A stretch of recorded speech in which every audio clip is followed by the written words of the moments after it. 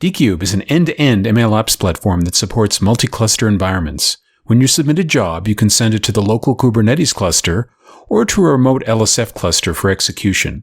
Once the job is complete, the metadata, including things such as lineage and metrics, are sent to the local cluster.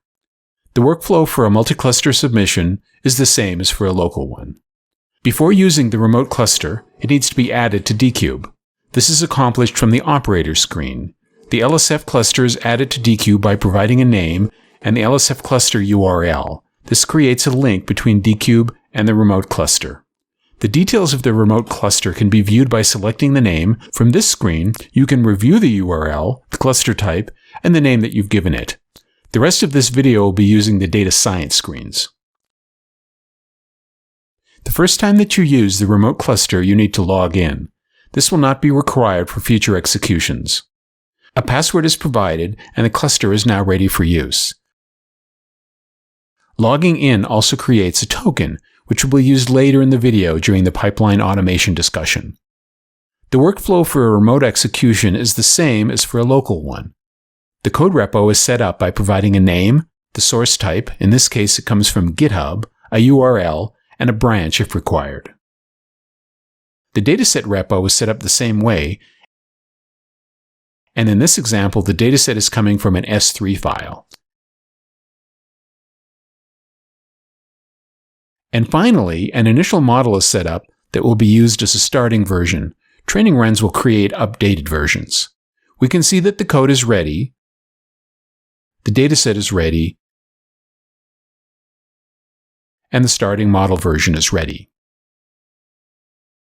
We can create a manual training run. Again, the workflow is identical to a local DKube run.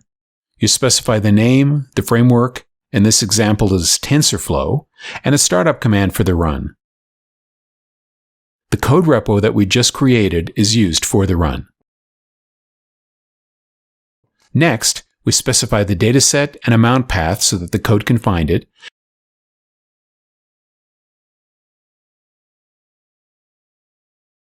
And finally, we provide the model repo and a mount point.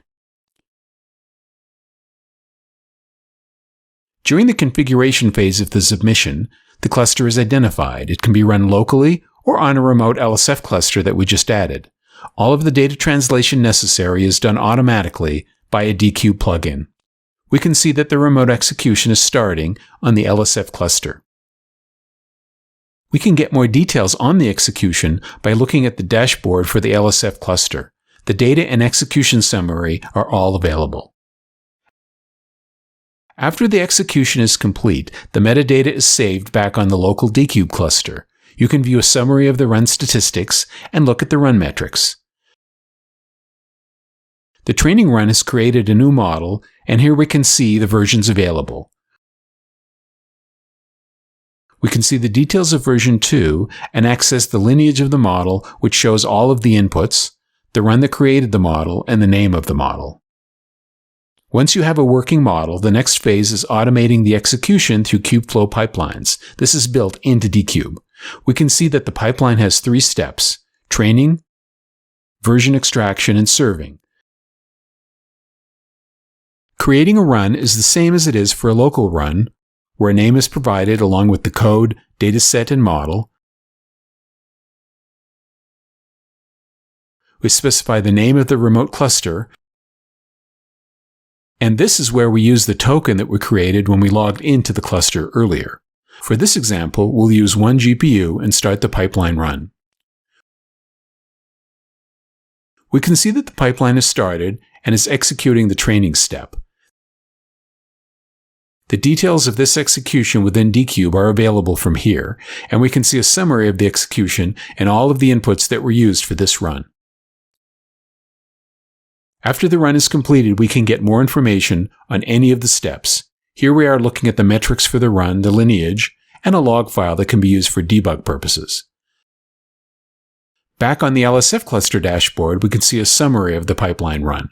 DKube is a powerful multi-cluster environment. For more details, including other tutorials, go to dkube.io.